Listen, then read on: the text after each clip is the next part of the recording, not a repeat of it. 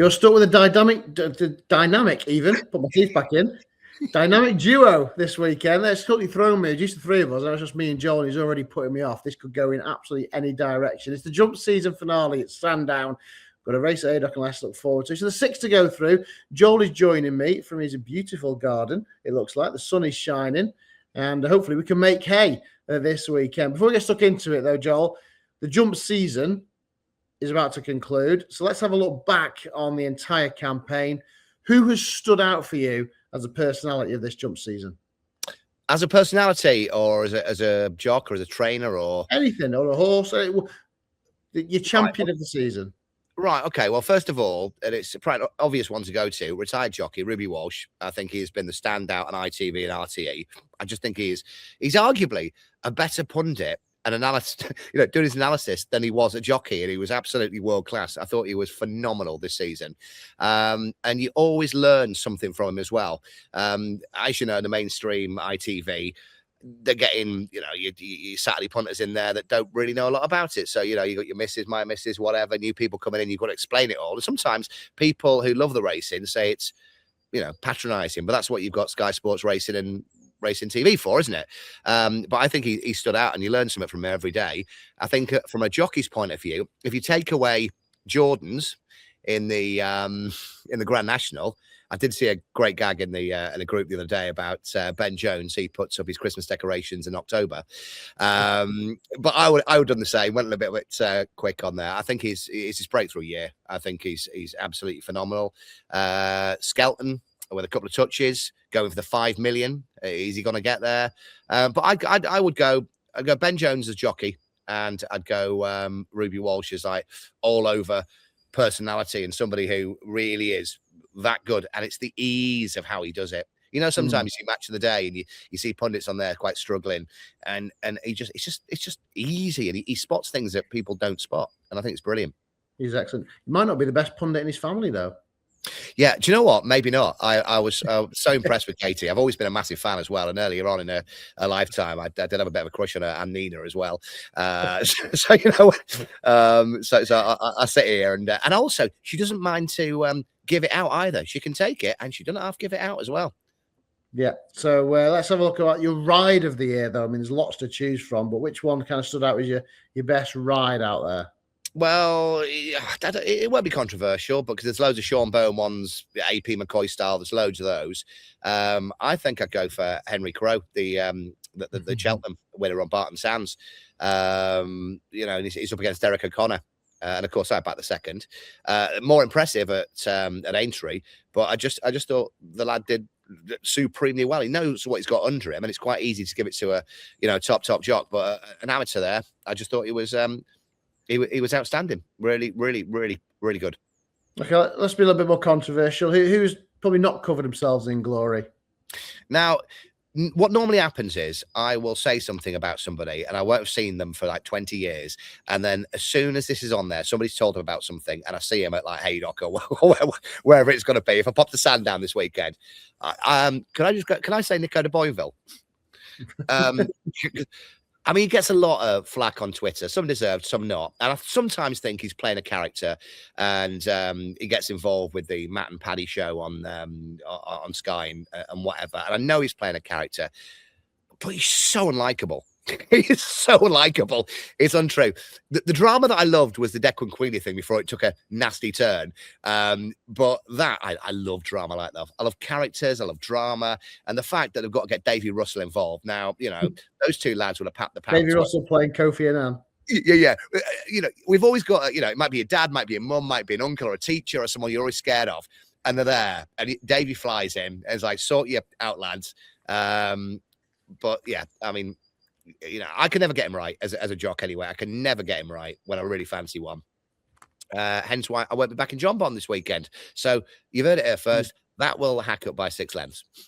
All right, let's have a look at them then. Let's go stuck into Sandown. We start big field, 2 mile novices handicap hurdle. I'm wondering where you might go here. I might have a little snippet or an insight where you might go. Think about one of your favourite horses. But again, wide open. Give us your thoughts. All right, well, you tell me where you think I'll go, and I'll find out if I'm being that predictable. Well, as you're a massive fan of Secret Squirrel, you thought I'd go for. I thought you might go for Secret Sniper. And the fact is, he gets a stone off. He's a stone better off with Manila Yoga. And he's like 2.5 times the price. I thought he may be an interesting each way play. Well, to be fair, I should have just sent my notes over and you could have read them out. So the 2 horses that I got it down to was Manila Yoga for Nichols and Cobden. And he's 3 from 4 under rules. 5 length winner on debut at Fairy House. They were snapped up by Nichols. 1 UK debut. That famous race beating Active Innocence of Nicky's, who was on that day, was beaten at 7-2 on by 3/4 of a length. Kept on well. And then, that grade 3, or grade 2 rather, juvenile hurdle at Cheltenham, end of January. So he's thrown him at the deep end here. He was 3rd in that to Maestro Conti and 1 Horse Town. Then like an egg and spoon race at Taunton. 10 lengths back to Secret Sniper. So I'm just thinking exactly what you said. A stone in hand there. I couldn't split the 2. 1 is pushing out to 16-1 and 1's 9-2 or something like that. I think in this race, you're looking for a 4-year-old improver. So that's why I came down to Manila Yoga.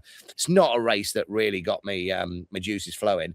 I play him in a little exacta, reverse exacta, and maybe go with a little each way on the Sniper and Manila, that one to win. Secret Sniper Manila Yoga, then that Taunton race could be that the piece of form to take into it. The Oaksy Chase, won last year by Gaelic Warrior. Not sure any of these will be taking next year's Gold Cup, though. Again, if we're being honest, can you remember a running of this that was as bad? Not really. Not with the greatest respect. This used to be a really good race, but it's a puzzle, and you've got to sort it out. I always say, like, if you're Class 6 at Wolverhampton and you don't know what's going on here, you've got to work the puzzle out. I like Dying Question here, the Skeltons. Will be obviously trying for its life. Noel Feely Syndicate. It's the only horse for money this week as well, over halved in price now. Good ground is key here. Only beaten once on good ground in 6 runs. Was a distant 4th, the ill-fated Gold Dancer at Aintree. I was there that day. It was grade 1, was outclassed. Once his goose was cooked, not a lot of effort made, as you'd expect. So Doing Quest would be the one of the top of the market. And if you're going right down here, and the ground is getting really, really good. Might be a bit firm in that description as well by the time we come tomorrow. Marn's Glory here might be 20-25-1 of Dylan Cunha. If he goes from the front, he's got to try and nick it and get all that. I like Dylan Cunha. Last seen 6th in the Topham. Again, ground is key. Got his ground here.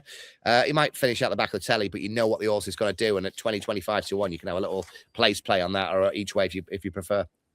Ball jumping front runner. Might go run for your money hard in front and see if they can get past him.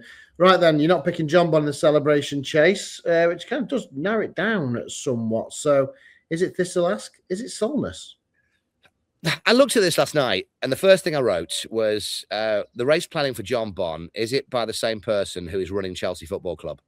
Because Nicky's there and he's on the TV about I want to step him up to 3 miles and all this. And what is it now? 1 mile 7? Is it? Look, it's 5 from 7 at Sandown in 2 seconds. Thistleask, second to John Bond in the Clarence House Chase at Ascot in January. I think John Bond just stayed better, but Thistleask is a really good horse. I think on this ground, I just think Thistleask will nick it, and I don't think John Bond will get to him. The scariest thing is that Solness goes from the front, as does Thistleask, and Nakota Noodles will be sitting there in 3rd or 4th, wanting to pounce. As long as that doesn't happen, and Solness had a hard race last time and doesn't really like Sandown, as long as it's JJ, isn't it, on there? So you've got JJ, you've got Nico, and you've got Harry Skelton. If they've got half a brain between them, you've got to change some tactics around here. And it becomes this big muddling thing. If you're Thistleask, you've got to go from the front. That's what you do. Solness goes from the front, but don't cut each other's throat and give John Bond the open goal that he needs. Now, there is in here, as you'd expect, and a few people have put this up, and Mirabad, fluke, yes or no, 50-1 winner at Aintree. Fluke, yes or no, Matt? What do you reckon? Probably. The favourite let his jumping down. The jumper was let down, didn't he? So probably a surprise victory. All right. Shall we say? Look, Edwardstone, JPR1, and Brookie, I can put a line through. I think Solness had a hard race as well last time, but people write this horse out, But so I'm getting it down to John Bond, Thistleask, and Mirabad. Mirabad 14s, Thistleask is 2s, and John Bond 6-4. Right, you're only getting the 2 places, but I genuinely think as long as they don't play jockeys up front and set up for John Bond, I think Thistleask for me this weekend. Okie dokie, and Thistleback in the shortest race over 2 miles, and the longest one 3.5 mile on the back of the Scottish National, the Grand National, the Irish National, other stay in chase to look forward to. The former Whitbread, of course, 3 of these were taken out of air last weekend. Obviously, much quicker ground this time around. 14 go to post then for the feature on the jump season finale. Yeah, I hope Evan Williams gets his one call is allowed this week and speaks to Mrs. Williams, Kath, and talks about Ask Brewster here. 4 wins from last 5 runs, including the Kinmure at Cheltenham, obviously. But if you look at those other races, Chepstow in December, last April, Cheltenham, last March, Chepstow, all decent wins there. The only blot on the copybook, after I thought I've got one here, is the 50-length beating by O'Connell. It was 5th, wasn't it? That was the London National. That was on good to soft. It was a muddling race, led, headed, led again, 3 out.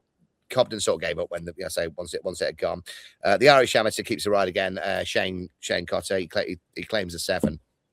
And I was pretty big on this. And since Evan's not been part of the team, nothing seems to have changed a hell of a lot. So I was all over this, and good luck with Mrs. Kath Williams, who now has the license. Okay. Then Ask Brewster, Cheltenham Festival winner, in the former Whitbread. Right, there's a couple of flat races as well to look at. Are you off to Haydock this weekend? I was going to. I'll see. I've got a couple of options. I can either go and watch me son play cricket all day long, but it's got a free bar, or I can go to Haydock and pay £8 for a Guinness. So let's just see how we're going. It's cricket in season. Yeah, too right. Talk about it. I need some winners this weekend. I'm just buying my new kit, the helmet, the everything. Well, whilst you're there, I'm sure you'll be tuning into the 235 at Haydock. Yeah. Right, look, Darkness. I mean, this is one. I'm just mentioning this. I'm not going to back this, but Darkness had a run first a couple of weeks ago, held up. First run of the season, not off a yard, as you'd expect. Drifted out to 40s, ran accordingly, but did win a Class 2, good to firm, at Goodwood, end of August. Didn't follow up at Ascot a couple of weeks later on good to soft. He's up £6 from that last win. And I thought it was one. It pops up at a big price. So just look out for it. It's one for your tracker. But I really like Sarab Star in this for Jack Shannon. And when we're not in the golden age of jockeys, I really do like Tom Marquand. I think he's an absolute all-round star. The horse is super consistent. Did bomb out on Champions Day, and it was all-weather Champions Day, wasn't it? Eddie Greatrex was on that day. The draw didn't help. Tom's on today. And if you look back, look, he has been on the all-weather, but I think early in his career was at Salisbury. And I think super, super consistent. And that ground is going to be lightning quick tomorrow. For the jumps, you get heavy. And when it's in the summer like this, and I'm half an hour away from there, it's rock solid. It's rock solid, lightning quick. So, pretty big on Sarab Sar. Okay then. And there's one race at Leicester as well. And I'm sure Catherine's Black Stout, the sponsor, produced a few King Richard III's, and that's the name of the race. Yeah, 5,000 to 1, or as I heard somebody call it on the radio yesterday, 5,000 tune. Great stuff. So, genuinely. And then compared it to, it must be something to do with Newcastle. So 5,000 tune, 5,000 to 1, owned by King Power, who, let's be honest, have not had the best week as owners of Leicester City Football Club. 10 years ago, my lad was born. They won the Premier League, and now they're going to be in the 3rd tier of English football. But that's what happens. I've backed this a couple of times. It's been in the tracker. I originally thought, and I was really harsh, was given a shocker to finish 2nd at Southall. I think that was last time out. But the winner was back from 80s into 25s and won comfortably. So I think I was pocket talk there. Dave Allen was 2nd at Newcastle. on this horse. It got ability and it'll pop up a big price. Harry Figures now takes off the £7. I think it's ready to win. Cost just short of 500 grand. This horse is a yearling. The only downside is 1 from 26 on turf, but at a double figure price. Again, it's one of those. If you want to play place, I think it'll get a place. Stick it in your place pot, or go each way. I'll be backing its place. 5,000 to 1 or 5,000 to 1. There we are then in the King Richard III at Leicester. Right, what's your best bet of those 6, or is there something else that floats your boat? I've had a look this weekend. We're recording now on Friday. I thought a lot of the racing was good on Friday. I thought the Sandown card wasn't particularly inspiring, but if everything goes to plan, Thistle Ask at the 255. That's it. I think it's my best bet of the weekend, but it's not massively inspiring. But it's a puzzle. You've got to work it out, and I think John Bond probably will finish second to keep that record up of not finishing out the first 2. Yeah, Thistle Ask, as long as it's not a pace burn up, as I say, there's lots of runners in there. Right, like to get on with it. JJ Slevin. JJ, you're a great jock. Sit out the back, have a day off. Yes, well, he had a hard race at Aintree just a fortnight ago. There we are. And then the jumps is done, and the attention turns next week, of course, to the Betfred sponsored classic, the Betfred 2,000 guineas and the Betfred 1,000 guineas as well. Lots of build to come for that. So make sure you join us, like and subscribe on this channel. Cheers, Joel. Best of luck for a few winners in the sunshine this weekend.